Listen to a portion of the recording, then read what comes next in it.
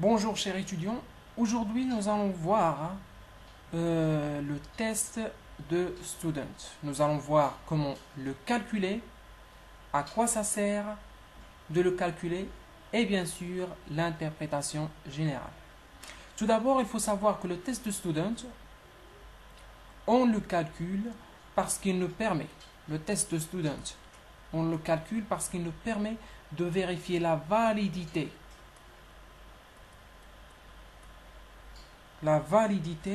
des coefficients.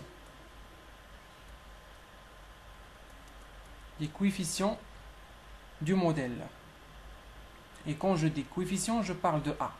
Qui est A, Y est égal à AX plus B. D'accord? On parle de A. Le test de student nous permet de vérifier la validité du coefficient A. D'accord?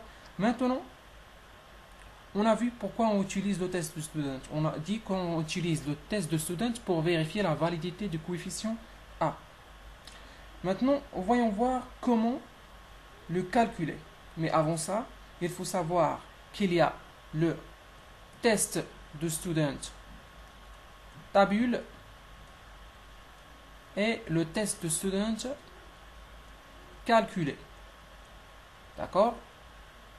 Bien évidemment, le test de student tabule, on le trouve dans la table de student. On va voir ça après. Concernant le test de student calculé, on le calcule avec une formule. De quelle formule on parle? La voilà.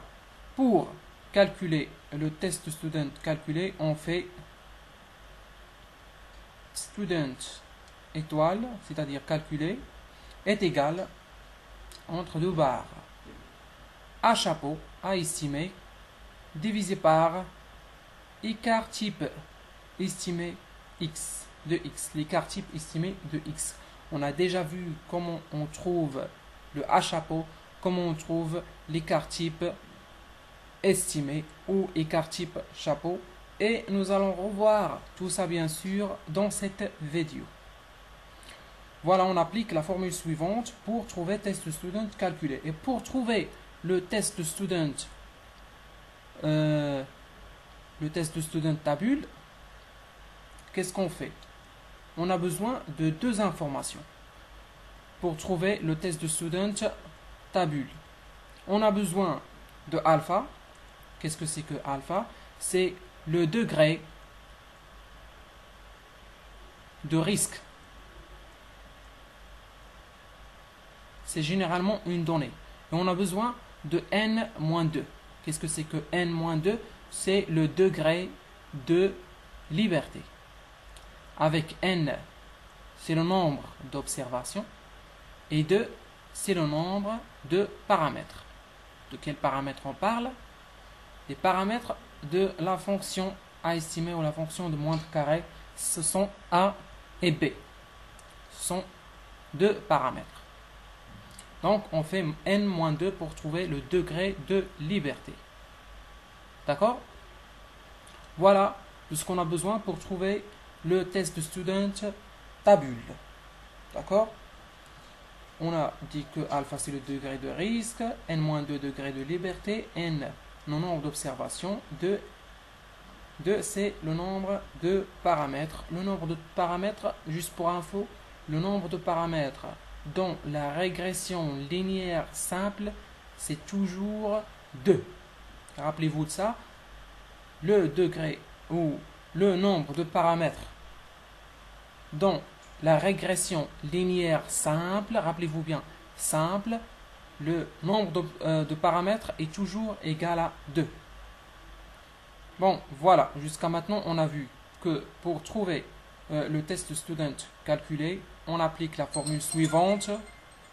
Et pour trouver le test de student tabule, on a besoin des informations suivantes qui sont généralement des données. D'accord? Maintenant, pour bien comprendre, essayons de travailler un exercice pour appliquer ces informations-là. D'accord? Juste un simple exercice pour récapituler et bien comprendre comment utiliser ces données-là. Voilà, ce sont les données de base. D'accord? Qu'est-ce qu'on va faire? On a dit qu'on pour trouver le test student calculé, on va être besoin de A chapeau et écart type estimé. D'accord? Pour trouver A chapeau, on va appliquer la méthode du moins de carré pour trouver l'équation estimée. D'accord? AX plus B. D'accord? On a vu dans les vidéos précédentes, pour trouver A, on a besoin de X moins X bar, Y moins Y bar, le tout divisé par somme de X moins X bar, le tout au carré, avec bien sûr X variable exogène, Y variable endogène. On va commencer le travail, d'accord? On va chercher tout d'abord X moins X bar. D'accord? On sait bien que pour trouver X bar représente la moyenne. Donc, on va mettre ici somme et ici moyen. Moyenne. Pour trouver la moyenne, on cherche la somme de la variable exogène. D'accord? On va faire 3 plus 2 plus 1 plus 2. C'est 8. Et pour trouver la moyenne qui est X bar, on va faire 8 divisé par 4, qui est le nombre d'observations. 8 divisé par 4, c'est 2. D'accord? 2 représente X bar. Et on va commencer le travail. Pour remplir cette colonne, on va appliquer X moins X bar. On a les X et on a X bar. On va faire 3 moins 2, c'est 1. 2 moins 2, c'est 0. 1 moins 2, c'est moins 1. 2 moins 2, c'est 0. On a trouvé X moins X bar. Maintenant, on va chercher Y moins Y bar. Y moins Y bar. On va calculer Y bar à quoi est égal. On calcule la somme de la colonne de Y. 6 plus 4 plus 5 plus 9, c'est 24. 24 divisé par 4, c'est 6. Voilà, c'est Y bar. D'accord? Et on commence nos calculs. Y moins Y bar. 6 moins 6, c'est 0. 4 moins 6, c'est moins 2. 5 moins 6, c'est moins 1. 9 moins 6, c'est 3. D'accord? Maintenant, ce qu'on va chercher, c'est le produit de ces deux éléments-là. X moins X bar fois Y moins Y bar. D'accord? On va faire ici X moins X bar fois Y moins Y bar. On va juste faire le produit de ces deux colonnes-là. D'accord? 1 fois 0, c'est 0. 0 fois moins 2, c'est 0. Moins 1 fois moins 1, 1. 0 fois 3, c'est 0. Il nous demande ici la somme. Donc, on va faire la somme de cette colonne. Ça va donner 0 plus 0 plus 1 plus 0, c'est 1. D'accord? Voilà. Maintenant, il nous faut X moins X bar. On va faire comme ça. X moins X bar au carré. On a déjà X moins X bar. On va faire le carré de cette colonne-là. 1 au carré, c'est 1. 0 au carré, c'est 0. Moins 1 au carré, c'est 1. 0 au carré, c'est 0. Il nous demande bien sûr la somme. Donc, on va calculer la somme de cette colonne. 1 plus 0 plus 1 plus 0, c'est 2. Voilà, on a trouvé A chapeau qui est 0,5. On va calculer B estimé. Juste pour trouver l'équation estimée, d'accord? On va être bien sûr besoin de cette équation-là. Vous allez voir après. On sait bien que B estimé est égal à Y bar moins A estimé fois X bar. Ça va donner. On a Y bar est égal à 6 moins X bar est égal à 2. 2 fois A estimé qu'on vient de calculer, c'est 0,5. Ça va donner 5. Voilà, on a trouvé l'équation estimée. On n'a plus besoin de ça. D'accord?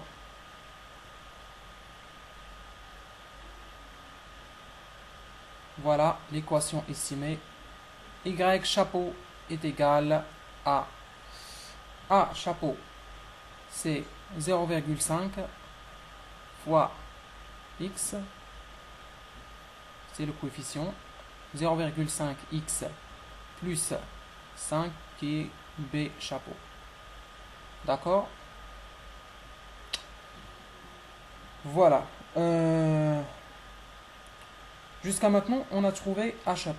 Maintenant, il nous reste de trouver l'écart type estimé. L'écart type estimé de x. D'accord? Pour trouver l'écart type estimé de x, on va passer bien sûr par la variance. D'accord? On sait bien que l'écart type, petit rappel, l'écart type est égal à racine de la variance. D'accord?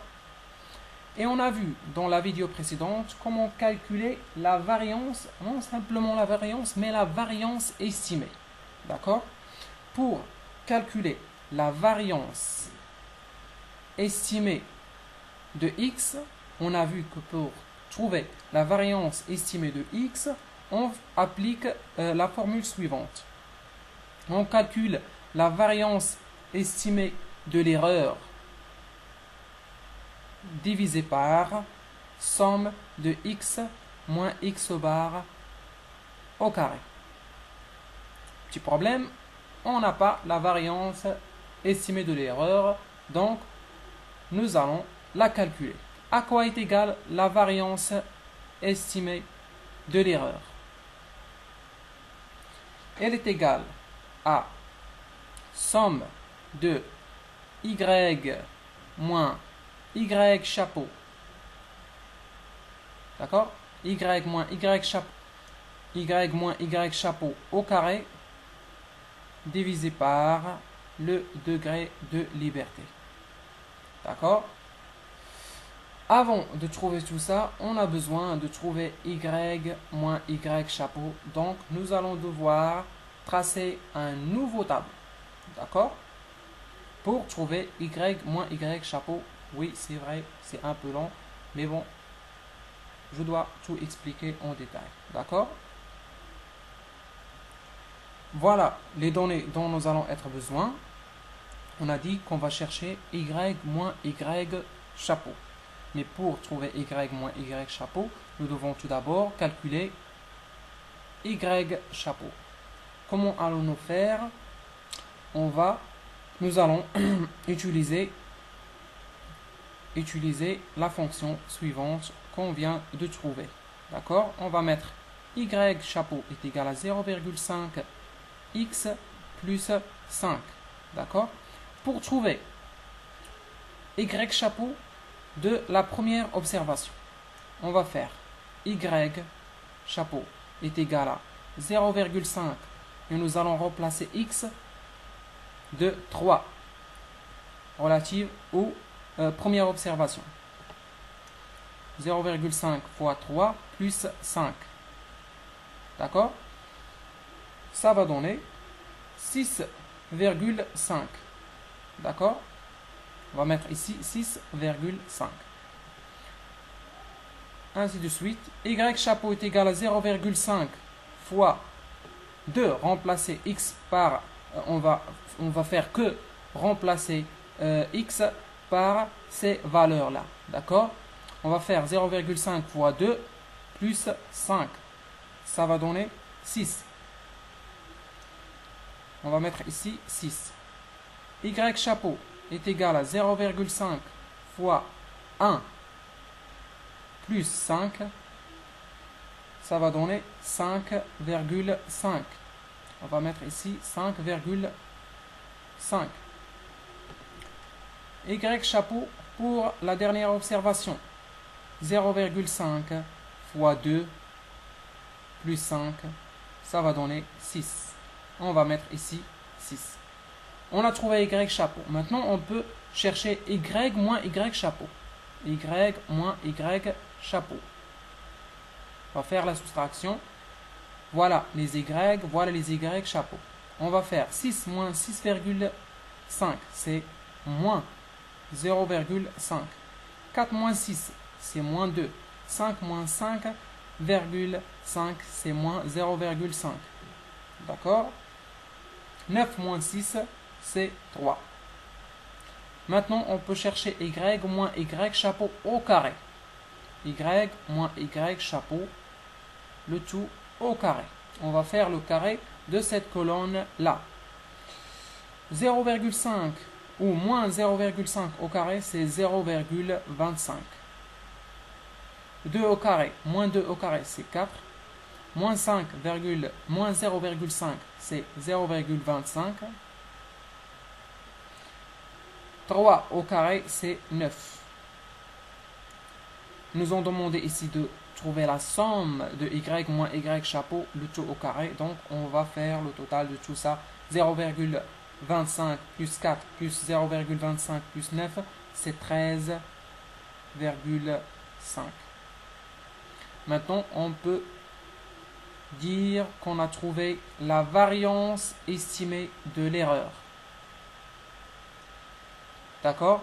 Elle est égale à 13,5 divisé par n-2. C'est quoi n-2? On a dit que n c'est le nombre d'observations, 2 c'est le nombre de paramètres. Le nombre d'observations c'est 4. On a fait 4 observations. 1, 2, 3, 4. D'accord? 4 moins 2 c'est 2. 13,5 divisé par 2 c'est 6,75. D'accord? Maintenant, on peut trouver la variance estimée de x. D'accord? Pourquoi? Parce qu'on a trouvé la variance estimée de l'erreur. Elle est égale à 6,75 divisé par la somme de x moins x bar au carré. On l'a déjà calculé ici. Elle est égale à 2. D'accord? C'est 3,37. D'accord? Nous, pour trouver test student calculé, on a dit qu'on doit trouver A estimé et l'écart type estimé.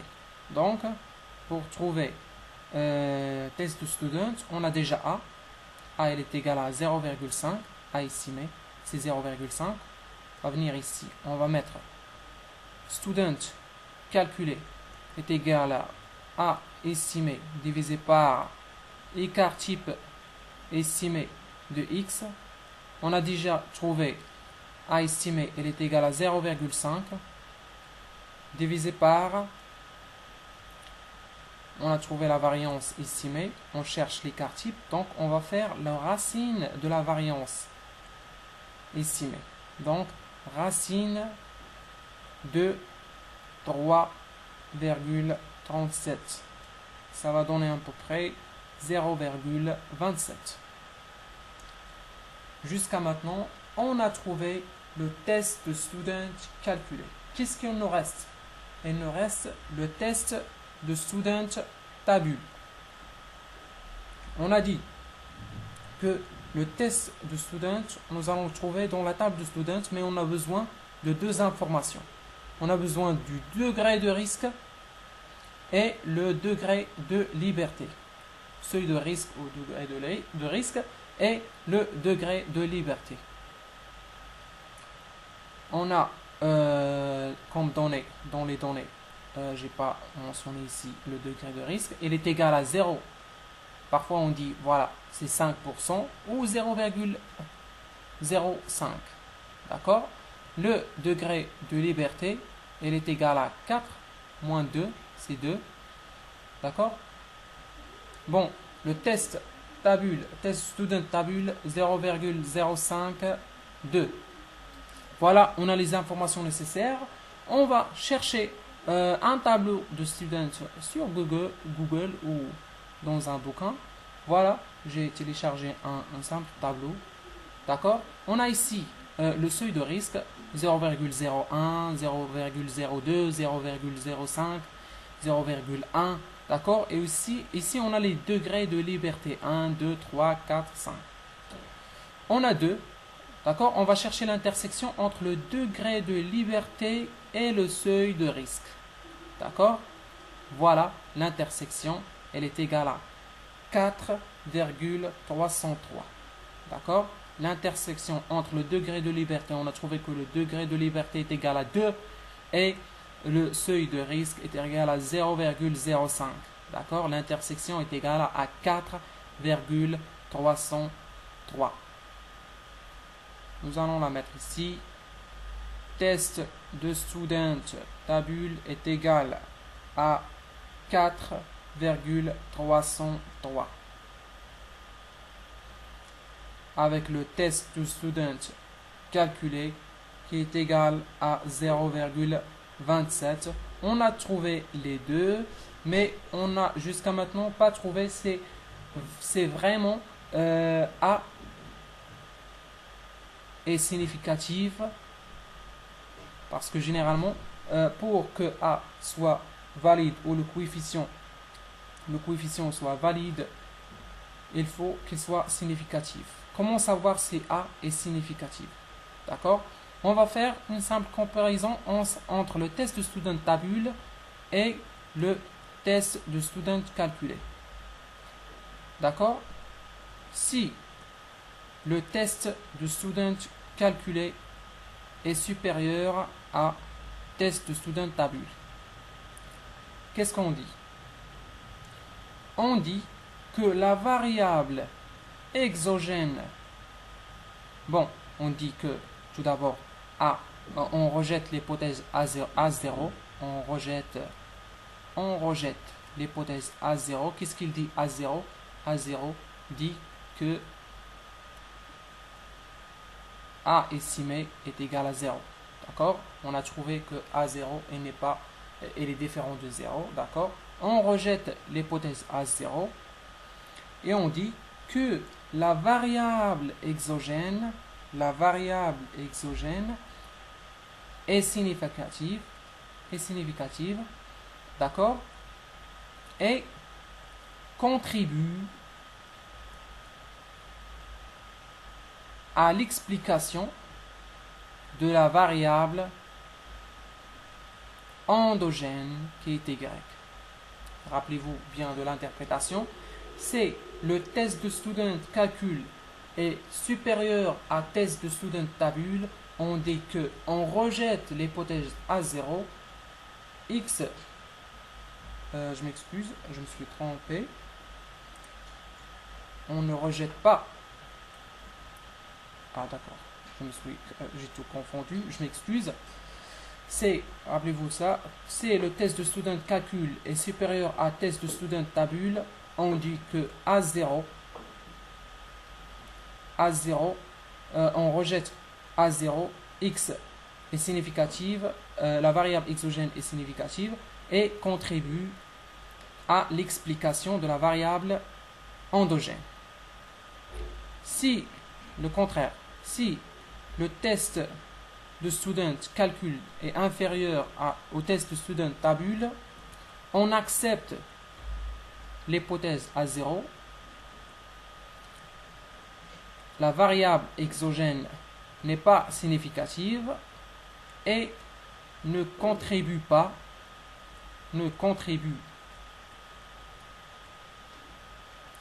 à l'explication de la variable endogène. C'est notre cas dans cet exercice. La variable exogène ne contribue pas à l'explication de la variable endogène. J'ai parlé de ça dans la première vidéo.